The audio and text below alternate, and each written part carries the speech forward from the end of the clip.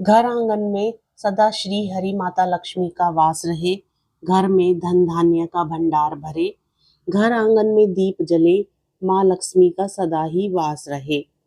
आप सभी को दीपावली के पर्व की हार्दिक शुभकामनाएं। जय माता दी मित्रों। आज की इस वीडियो में हम सुनेंगे कार्तिक मास कथा अध्याय 14 और साथ में सुनेंगे नरक चतुर्दशी की कथा। तो आइए पूर्ण श्रद्धा भाव के साथ कथा को सुनते हैं। आगे की कथा में जलंधर अपनी बहन लक्ष्मी और देवताओं सहित विष्णु को वहां पाकर बड़ा ही प्रसन्न हुआ। फिर तो देवताओं के पास जो भी रत्नादि थे सबको ले जलंधर पृथ्वी पर आया।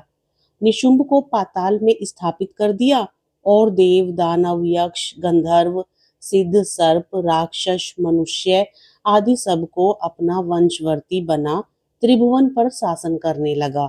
उसने धर्म अनुसार सुपुत्रों के समान प्रजा का पालन किया। उसके धर्म राज्य में सभी सुखी थे। तब उसको इस प्रकार धर्म पूर्वक राज्य करते हुए देख देवता शुद्ध हो गए। उन्होंने देवादिदेव शंकर का मन में स्मरण करना आरंभ किया। तब भक्तों की कामना पूर्ण करने वाले शंकर ने नारद जी को बुलाकर देव कार्य की इच्छा से उनको वहां भेजा। शंभु भक्त नारद शिव की आज्ञा से देवपुरी में गए। इंद्रादिक सभी देवता व्याकुल हो शीघ्रता से उठ नारद जी को उत्कंठा भरी दृष्टि से देखने लगे। अपने सब दुखों को कहकर उन्हें नष्ट करने की प्रार्थना की। तब नारद जी ने कहा, मैं सब कुछ जानता हूँ, इसलिए अब मैं दैत्यराज जलंधर के पास जा रहा हूँ। ऐसा कह नारद जी देवताओं को आश्वासित कर जलंधर की सभा में आए।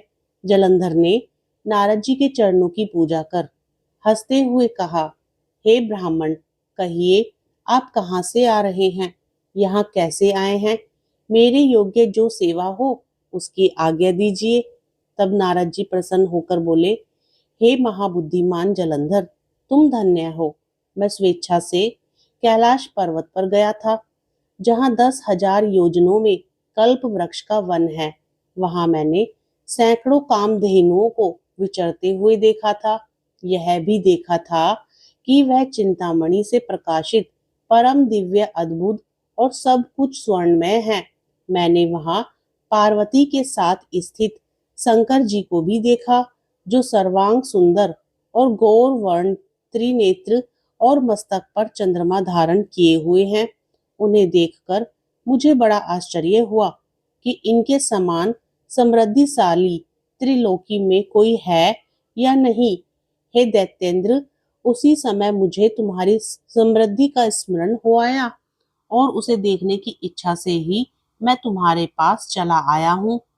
यह सुन जलंधर को बड़ा हर्ष हुआ। उसने नारद जी को अपनी सब समृद्धि दिखला दी। उससे देख नारद ने जलंधर की बड़ी प्रशंसा की और कहा कि निश्चय ही तुम त्रिलोकपति होने के योग्य थे। ब्रह्मा जी का हंस युक्त विमान तुम ले आए हो और द्युलोक पाताल और पृथ्वी पर जितने भी रत्नादि हैं सब तुम्हारे ही तो हैं। ऐरावत उच्चेश्वरा घोड़ा कल्पवृक्ष और कुबेर की निधि भी तुम्हारे पास है। मणियों और रत्नों के ढेर भी तुम्हारे पास लगे हुए हैं। इससे मैं बड़ा प्रसन्न हूँ, परंतु तुम्हारे पास कोई स्त्री रत्न नहीं है। उसके बिना तुम्हारा यह सब फीका है। तुम किसी स्त्री रत्न को ग्रहण करो। नारद जी के ऐसे वचन सुनकर दैत्यराज काम से व्याकुल हो गया। उसने नारद जी को प्रणाम कर पूछा कि ऐसी स्त्री कहाँ मिलेगी जो सब रत्नों में श्रेष्ठ हो। तब नारद जी ने कहा, ऐसा रत्न तो कैलाश पर्वत में योगी शंकर के पास ही है। उनकी सर्वांग सुंदरी पत्नी देवी पार्वती बहुत ही मनोहर हैं। उनके समान सुंदरी में किसी को नहीं देखता। उनके उस रत्न की उपमा तीनों लोकों में कहीं नहीं है। इस प्रकार देवर्षि नारद उस दैत्य से ऐसा कहकर देव कार्य करने की इच्छा से आकाश मार्ग से चले गए। हरे कृष्णा कृष्णा कृष्णा हरे हरे, हरे राम राम राम हरे हरे। इस प्रकार कार्तिक मास कथा अध्याय 14 संपूर्ण होता है। अब सुनिए कार्तिक मास के महीने में सुनी जाने वाली नरक चतुर्दशी की कथा। नरक चतुर्दशी के त्योहार को छोटी दिवाली और रूप चौदसवीं कहते हैं। यह पर्व दीपावली के एक दिन पूर्व मनाया जाता है। इस दिन श्री कृष्ण, यमराज, भगवान वामन, माता काली, हनुमान जी और शिव जी की पूजा होती है।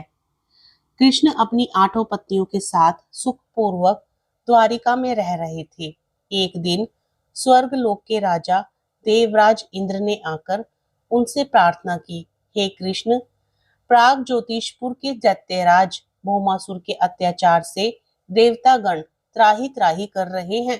क्रूर भौमासुर ने वरुण का छत्र, अदिति के कुंडल और देवताओं की मणि छीन ली है और वह त्रिलोक विजयी हो गया है। इंद्र ने कहा, भौमासुर ने पृथ्वी के कई राजाओं और आमजनों की अति सुंदरी कन्याओं का हरण कर उन्हें अपने यहाँ बंदी गृह में डाल रखा है।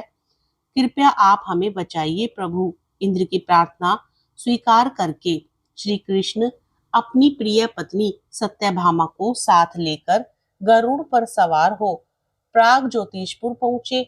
वहां पहुंचकर भगवान कृष्ण ने अपनी पत्नी सत्यभामा की सहायता से सबसे पहले मूर दैत्य सहित मूर के 6 पुत्र ताम्र, अंतरिक्ष, श्रवण, विभावसु, नमश्वान और अरुण का संहार किया। मूर दैत्य के वध हो जाने का समाचार सुन भौमासुर अपने अनेक सेनापतियों और दैत्यों की सेना को साथ लेकर युद्ध के लिए निकला।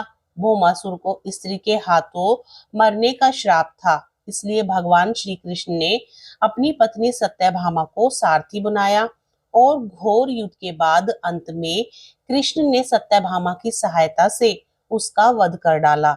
इस प्रकार भौमासुर को मारकर श्री कृष्ण ने उसके पुत्र भगदत्त को अभयदान देकर उसे प्राग ज्योतिष का राजा बनाया।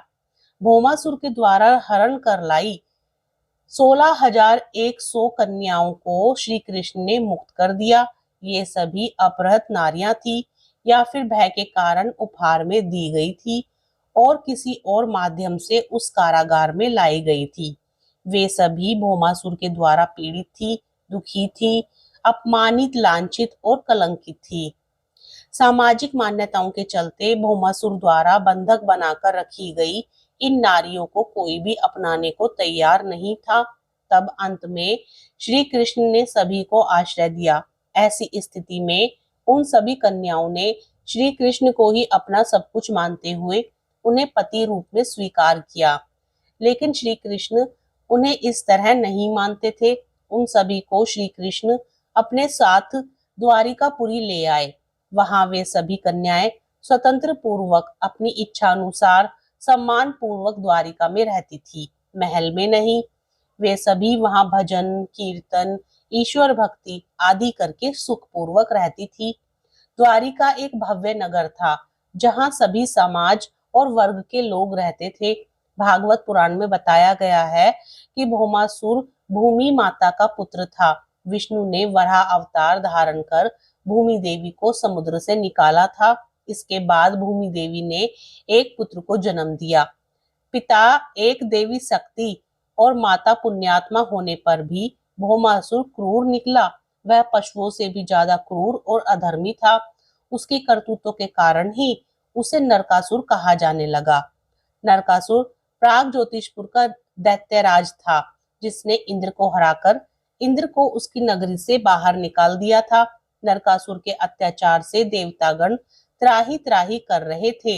वह वरुण का छत्र, अदिति के कुंडल और देवताओं की मणि छीनकर त्रिलोक विजयी हो गया था। वह पृथ्वी की हजारों सुंदर कन्याओं का अपहरण कर उनको बंदी बनाकर उनका शोषण करता था। नरकासुर अपने मित्र मूर और मूर दैत्य के 6 पुत्र ताम्र, अंतरिक्ष, श्रवण, विभावसु, नमश्वान और अरुण के साथ रहता था। भगवान कृष्ण ने सभी का वध करने के बाद नरकासुर का वध किया और उसके एक पुत्र भगदत्त को अभयदान देकर उसका राज तिलक किया। श्री कृष्ण ने कार्तिक मास के कृष्ण पक्ष की चतुर्दशी को नरकासुर का वध कर दिया था। इसी दिन की याद में दीपावली के ठीक एक दिन पूर्व नरक चतुर्दशी अर्थात छोटी दिवाली मनाई जाने लगी। मान्यता है कि नरकासुर की मृत्यु होने से उस दिन शुभ आत्माओं को मुक्ति मिली थी। नरक चौदस के दिन प्रातःकाल में सूर्योदय से पूर्व उबटन लगाकर नीम चीचड़ी जैसे कड़ुए पत्ते डाले जल से स्नान का अत्यधिक महत्व है। इस दिन सूर्यास्त के पश्चात लोग अपने घरों के दरवाजों पर 14 दिए जलाकर दक्षिण दिशा में उनका मुख करके रखते हैं तथा पूजा पाठ करते हैं। इसे छोटी दिवाली और काली चौदस भी कहते हैं। इस दिन हनुमान जयंती भी होती है। इस दिन शाम को हनुमान पूजा, काली पूजा और यमराज के निमित्त दिए जलाने से हर तरह का भय दूर हो जाता है और अकाल मृत्यु नहीं होती है और मरने के बाद व्यक्ति को नरक के दर्शन नहीं करने पड़ते हैं। इस दिन दक्षिण भारत में वामन पूजा का भी प्रचलन है। कहते हैं कि इस दिन राजा बलि को भगवान विष्णु ने वामन अवतार में हर साल उनके यहाँ पहुंचने का आशीर्वाद दिया था। इसी कारण से वामन पूजा भी की जाती है। असुर राज बलि बोले, हे भगवान, आपने कार्तिक कृष्ण त्रयोदशी से लेकर अमावस्या की अवधि में मेरी संपूर्ण पृथ्वी नाप ली है। इसलिए जो व्यक्ति मेरे राज्य में चतुर्दशी के दिन यमराज के निमित्त दीप दान करेगा उसे यम यातना नहीं होनी चाहिए। और जो व्यक्ति इन 3 दिनों में दीपावली का पर्व मनाए उनके घर को लक्ष्मी जी कभी ना छोड़े, ऐसे वरदान दीजिए। यह प्रार्थना सुनकर भगवान वामन बोले, राजन, ऐसा ही होगा, तथास्तु। भगवान वामन द्वारा राजा बलि को दिए इस वरदान के बाद से ही नरक चतुर्दशी के दिन यमराज के निमित्त व्रत पूजन और दीपदान का प्रचलन आरंभ हुआ। तीसरी कथा यह है कि रंतिदेव नामक एक धर्मात्मा राजा थे। उन्होंने अनजाने में भी कोई पाप नहीं किया था। फिर भी जब मृत्यु का समय आया तो यमदूत उन्हें नरक ले जाने के लिए आधम के।